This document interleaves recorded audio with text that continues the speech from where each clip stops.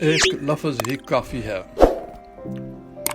جب لوگ اپنے بارے میں بتاتے ہیں تو وہ لاتعداد منفی الفاظ کا بار بار استعمال کرتے ہیں۔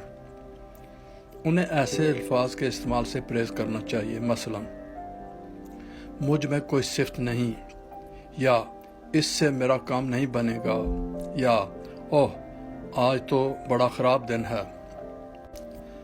الفاظ طاقتور ہوتے ہیں، ان میں حوصلہ افزائی اور جوش پیدا کرنے کے علاوہ شفا یابی اور ناممکن کو ممکن میں بدل دینے کی توانائی ہوتی ہے۔